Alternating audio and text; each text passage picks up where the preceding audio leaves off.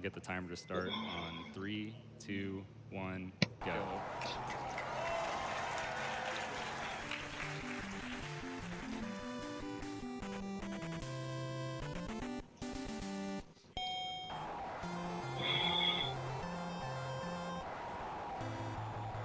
All right, while they're working on Glass Joe, I've got $50 here from Swirly Glasses.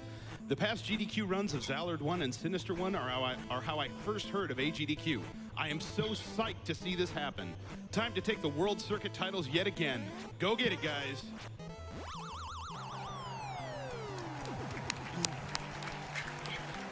And yeah, if those of you who have watched blindfolded runs in the past, this is not a race.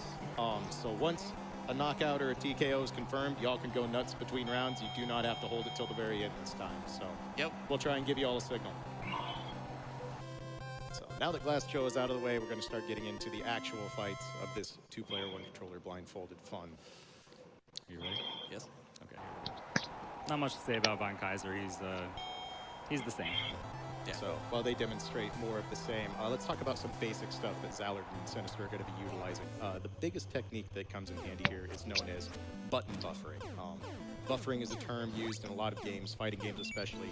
Basically what they can do is they can utilize holding or moving a certain button and then transitioning to either a direction on the D-pad or to a different button that allows them to set up timings, stuff like that. So you're going to see a lot of instances where Zallard might be holding a certain area on the D-pad, and then Sinister will just be holding down a button. As soon as Zallard releases, that's going to cue his buffer up to go ahead and throw a punch. I can't hear you. That's okay. You did nice there. You did what I wanted. Yeah.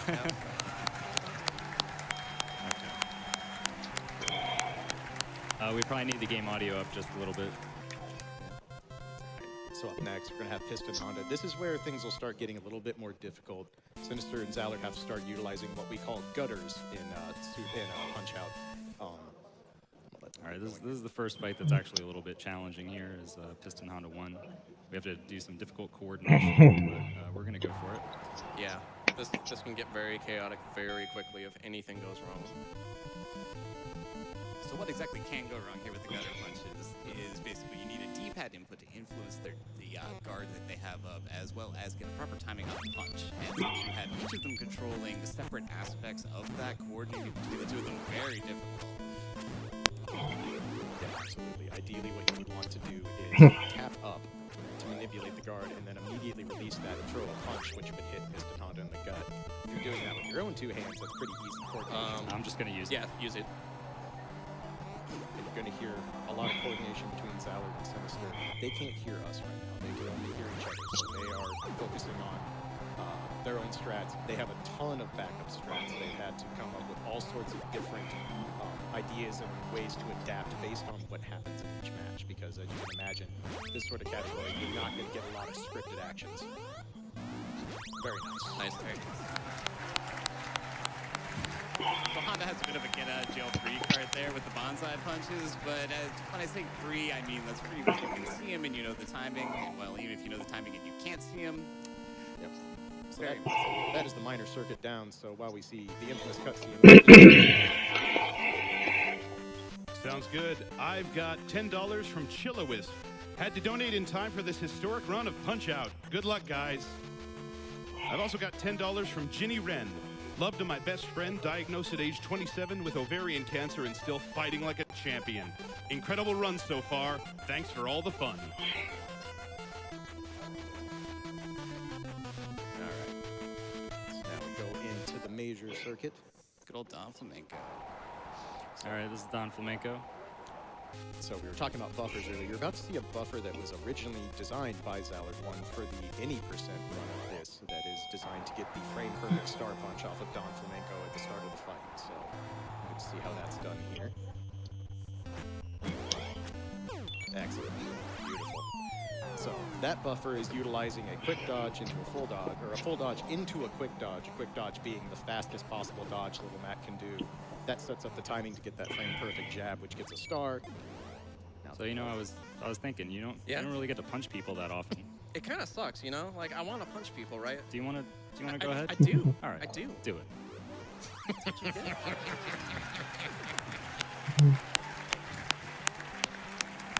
It's fun to push buttons. Confirmed.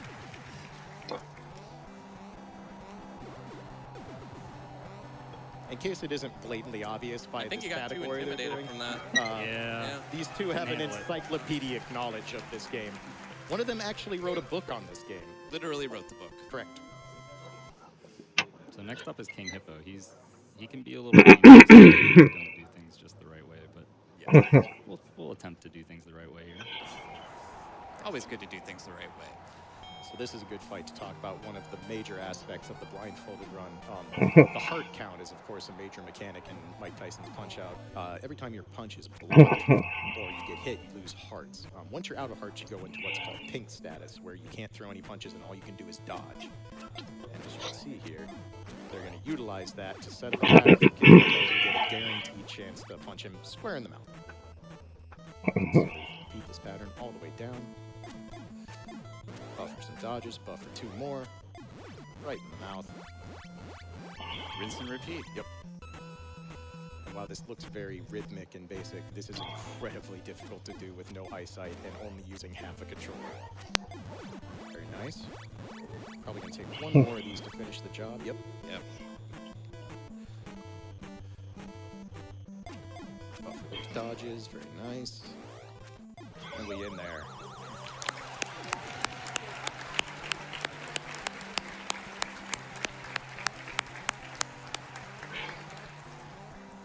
So some new tech that Zallard and Sinister actually discovered while working on this run is they actually realized that there is a form of button priority in Mike Tyson's Punch-Out.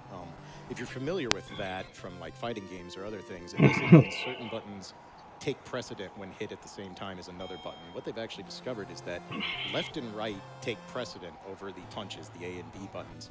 This allows them to set up some very specific buttons, button buffers and timings that eliminated a lot of the difficult guesswork that they were working on for some of these fights. Great Tiger, on the other hand, if you've ever watched a Mike Tyson Punch-Out speedrun, continues to be a chump. Yep. As long as you keep it on script, this fight's over. It's already over. Yep. All you got to do is hold start from here. He'll get up on a 1 count. Any fighter who gets up on a 1 count is immediately put down by an uppercut. And guess what? They have 2 of those. Yep.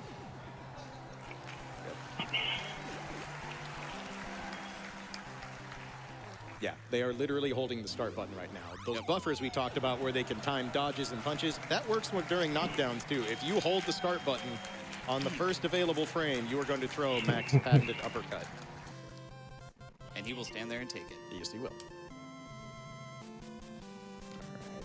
So now this is where this run is going to start actually showing some difficulty and chaos. This is where they're going to have to be prepared with backup strats, and that starts with Bull 1.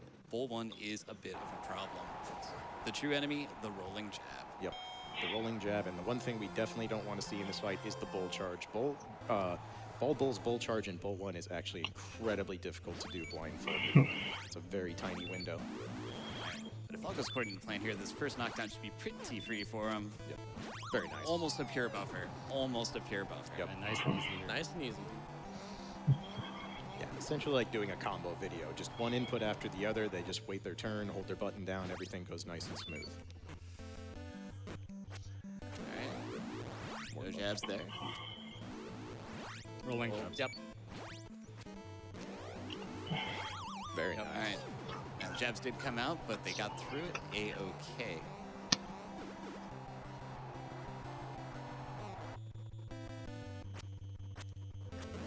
Very nice buffer there.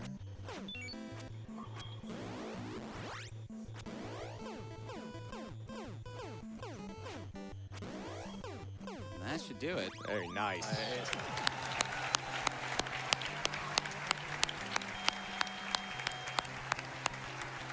Another thing easily taken for granted is when you get those stun punches and you get to rapid fire off quite a few high jabs like that, they actually have to keep count for a lot of situations. If they throw one too many or one too little, they can lose a lot of damage or get off script. And donations while we got a chance. Sounds good. I have $100 here from Ryan. Got to donate during Super Punch-Out. One of my proudest moments as a kid was beating Sandman, who is way harder than Tyson. Let's go, Sinister and Zallard. Make it look stupidly easy. I've also got $30 from Indie King. Here's $10 for each of the first 3 fights. I'll be donating another $10 for every fight won without a knockdown. right. So Honda 2, even more tricky than Honda 1. This is where the world circuit is where every fight is going to be very tumultuous, and they're going to have to be very careful with what they do. So utilizing this, going to keep Honda in this blocking animation. Yep. So trying to get to the bonsai punches here. Yep, just buffering those dodges. Excellent. And that's a buffer and got that's the a right, knockdown. got the right frame. He ain't getting back up, folks. Nope, that's a down. So again, you saw Little Mac whiffing those gut punches. That again is that same buffer technique. As long as you time those just right, hold the button down and release it, that is a guaranteed hit. And now All right, fun this is times the first with fight. We're actually going to use select. Select is going to reduce our health by half. That way, we have the option of taking an intentional knockdown from Soda, which if we do, we'll know where we are in the fight. Hopefully, we don't need to do that, but Soda is pretty RNG-heavy fight, so we need to get a little bit of luck. So here we go. Yeah, taking knockdowns is kind of like Zallard and Sinister's get-out-of-jail card, because once they take a knockdown against any fighter, they'll know what's going to happen when they get back up. Now, They always come into a very predictable pattern after a knockdown here. But like they said, hopefully they're not going to need it. 2 counter punches, freeze him. that's a good start. All right, we need 2 more of those and we'll be in good shape. All right, so what you saw there when Soda was actually kind of frozen in the uppercut status is basically it's a kind of a bit of a glitch with him. Is if you hold the block, he actually won't throw the punch, which lets you get a star. And after a star, if you uppercut him, he just goes down. So they get very good luck here getting the uppercuts. 2 for 2. All right. So you got to watch out for the hooks. The hooks will throw a monkey wrench into the works here. You should want those to come out. So see if we can go 3 for 3.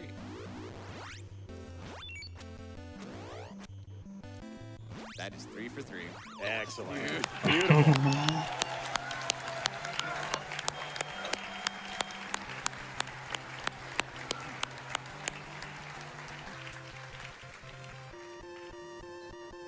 I know none of you all out there are going to believe me, but Zallard did want me to remind you all that this is really, really hard and has a high chance of not finishing.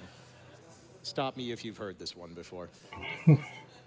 So we're gonna use select again for Bull 2, mainly the same reason. Soda was very kind. Let's hope Bull 2 is as well. Doc Lewis getting the most hits in here. Absolutely. Bull 2's gimmick, of course, being that he cannot be knocked down unless you do so with a star punch. Or So- out of the bull charge. Out of the bull charge, correct.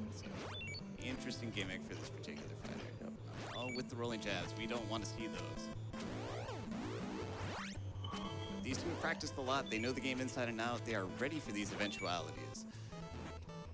So good, healthy star count. Very nice. All right, That's first one. knockdown on 102. I knew it. Show off.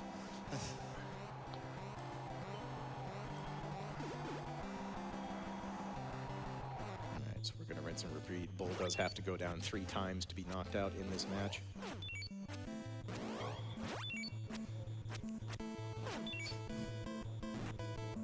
Rolling jabs again. Good patience out of these two, waiting until they get the confirmation on those sounds they want. Into the bull charge.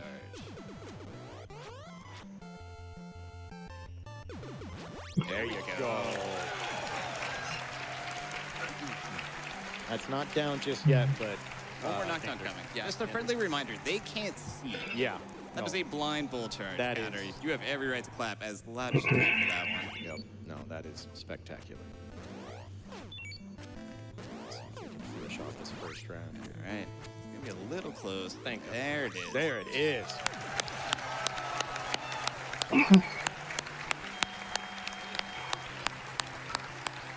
See, 2 rolling jabs, man. This guy. It's very, very unlikely to get 2 rolling jabs, but we knew this would happen. Yes, It's, we prepared this time. Bull 2 has been planning for this for a long time. So Don 2 is also, he's a dangerous character here, so we'll have to be careful on him. Yes. Let's get it. Yeah, Dawn 2 being notorious for being arguably the most random fight in all of Mike Tyson's matchup. He's not very random at the start, though. No. If they can muscle memory through the first about minute 30 here, then they'll be in fantastic shape for a round 1. But we'll see how this goes here. One person on the D-pad and one person on the punches. It makes it a little difficult for counter punches, but we'll see how they do here. Off to a great start.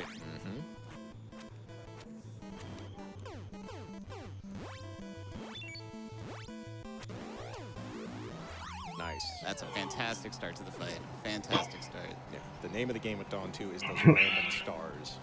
So, because there are fixed stars every several punches here, but there's a lot of punches that actually have a chance to give a random star. They have yet to get one yet. Nope. So probably what they're going to do here is hold on to... Oh, I stand corrected. Proving me wrong. I thought they'd hold on to the start of the defense phase. Maybe they'll get one more, though. There it is. Now they're going to hold that one here. Take this knockdown. Yep. Nice. Yep. So they use I'm glad you reacted to that correctly. Because, yeah.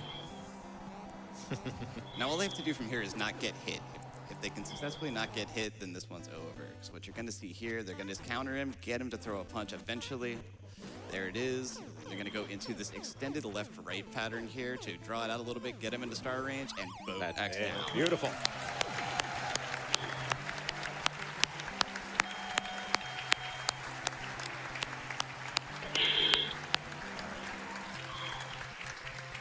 Now is when the show really starts. And they're not waiting. Let's go. I was watching these two practice this earlier, and the strats for Mr. Sandman are actually pretty interesting. Yeah. So a lot of how this very initial phase goes is going to determine how they approach the rest of the fight.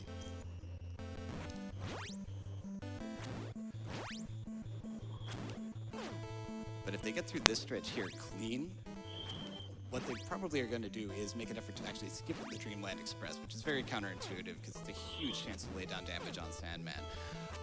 But once the with the case that they can't see, it's a case of the Dreamland Express has something that you're not actually able to buffer for. And that's the case of the way the event counter works. The Sandman Express actually has 2 separate event counters that count down for it. Now they do have a plan that takes care of 1/3 of the possible outcomes, but not 100%. So we'll see if they go for it here. They did take a hit. Nice. They're taking it. They are Nice. skipping the Dreamland man. Express. Beautiful. We're not out of the woods yet. No. So now they did take a But hit that here, helps. so the refills aren't going to be quite as in their favor. But I do have a shot at a round 1 win here. Yeah. So that is a big refill, though. And what they had discussed with me is that they had pretty much decided for safety they were going to take that hit just to kind of set up the timing to skip the Dreamland Express, and they were going to leave round 1 up to the refills. We'll see if they can finish off the job here. As you can see, once they get Sandman in this part of it, it's pretty rhythmic. It's just a buffer into a quick dodge, get that max damage gutter. So hopefully they can dodge the huge refill here. It's going to be close. Yeah, definitely. All right. This is looking favorable. It's going to be tight here. We'll see what happens here. Got that rhythm going, looking good. One more should do it. Got it!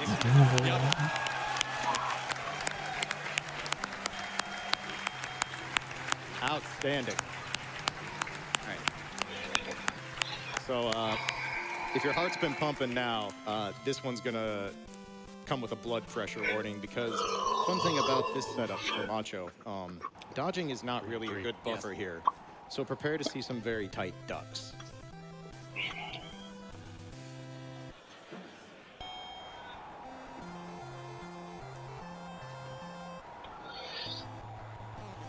Macho's another fight where his guard is very important. So Zallard on the D-pad here is going to be doing a lot to manipulate his guard, make sure it's down so they can get these this onslaught of face punches here. Looking good so far. Every time they duck one of those uppercuts, my heart sinks a little bit. Nice. Great start. We haven't hit that in a while. Casual 45 first knockdown. You know, Face. not being able to see and only being able to control half the buttons. I mean, Why do any of us play video games? this. I'm sure this is all of our childhood experiences being relived, right? Oh, yeah. Right? Yeah, totally. Totally what happened when I played Mike Tyson's Punch-Out! As young.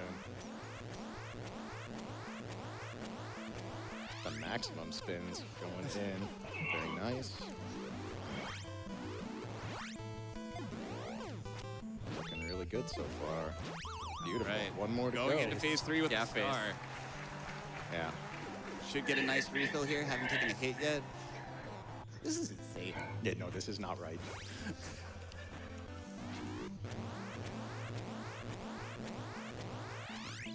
There we go.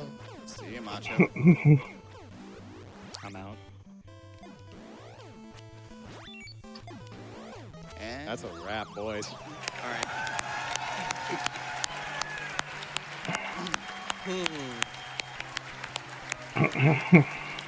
Again, I know y'all aren't going to believe me, but the number of times I watched them practice this and things did not go on script was vast. I feel like they were setting us up. I, I think they were. I think that's just Zallard's plan. Let's get in one quick donation before we go to the dream fight. Sounds good. I have $100 here from Double Ought Not, who's got something we're all thinking. All I have to say about this run is, are you freaking kidding me? Let's go.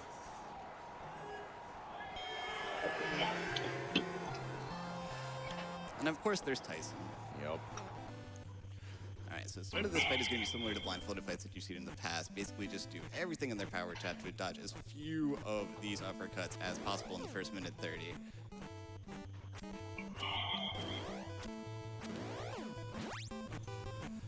Just throwing the gut punches, keeping him from throwing his own. Dodging while in pink. So round 1 of this fight is all about survival. The real bit they're going to be making to end it is going to be in round 2 here. That said, they do want to lay about as much damage as they can on him in round 1 here, just to get that knockdown in round 2 that much sooner. Looking really good so far.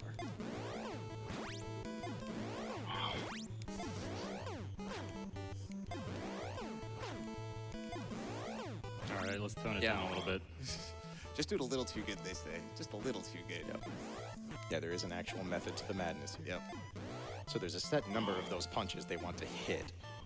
The number they told me they were aiming for was anywhere between 5 and 12. So Okay, that should be fun. That's fine. they should be set up in a nice spot here. Yep, start working on this round 2 victory. Got him at the proper health value coming in here. See if the magic happens. Yes.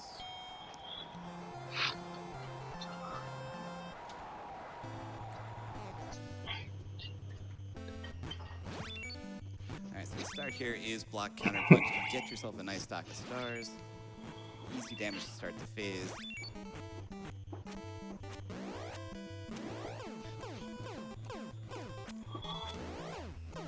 That's one. That is one with a full stock of 3 stars. And when Tyson gets up, he's predictable. They know exactly what he's going to do. Yep. So we're a third of the way home here. It's just down to execution at this point.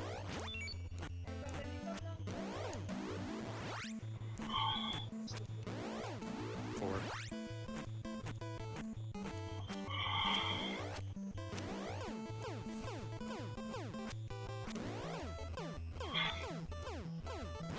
That's 2. That is 2. With a star in reserve. Now, worth noting is we are past the blinking pattern Tyson goes into at 130 and 230. So, but I believe this is intentional. Got a star there. Punch, star. Punch, star. And